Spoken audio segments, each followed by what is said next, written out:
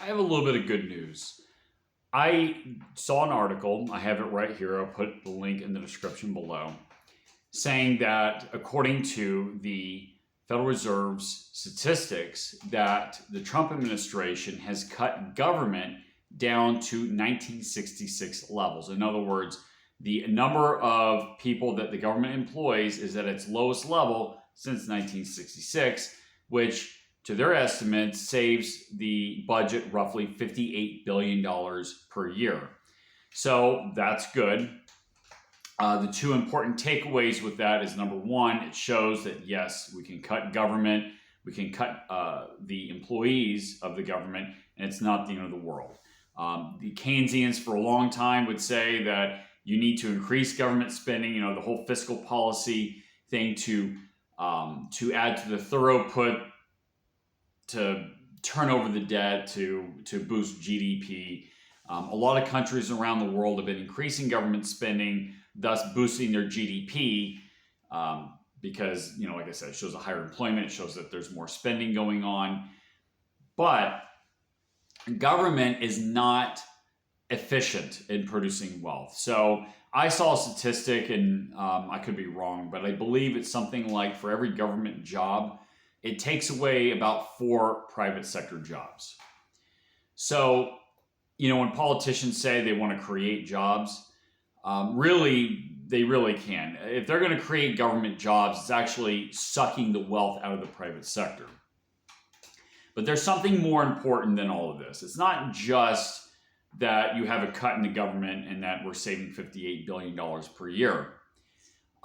This is a portion of the government that is no longer in the way of the private sector.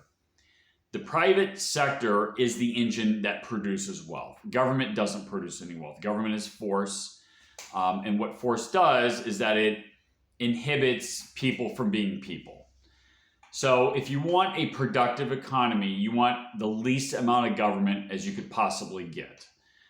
Government, like I said, is bureaucratic. Things don't move quickly. People don't have the incentive to produce wealth. And if you think the private sector, corporations are corrupt, which there is, some corporations, there's people that are corrupt there. It's much worse with the government because the incentives are different. There isn't a profit incentive in the government. It's all bureaucratic. It's all, like they have their unions and, special treatment and everything else. So it's good news. It's good news that we have more of the government that is out of the way of people so that people can produce, people can act a little bit more productive, right? A little bit more. And it shows that, yes, we can cut government spending. Yes, we can lay off government workers. And it yields a positive result. It's not the end of the world. Now, being the lowest level since 1966 is good, but it needs to go a lot further than that. I would say let's somehow phase out the Federal Reserve System, which unfortunately our financial system is tied to the hip to, and let's get rid of the income tax. Our country, for the first, roughly 100 years, did just fine without a central bank and an income tax. Yes, we did have some periods of, a bank, a national bank, and then it was killed. Andrew Jackson did kill the bank. And we did have a lot of money printing going on during the Civil War and then something of an income tax too at that time.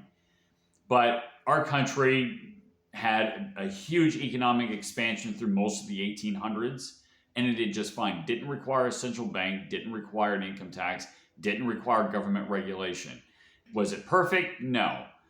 But it was the freest time, at least economically speaking, the freest time in human history. And it yielded so much innovation at that time.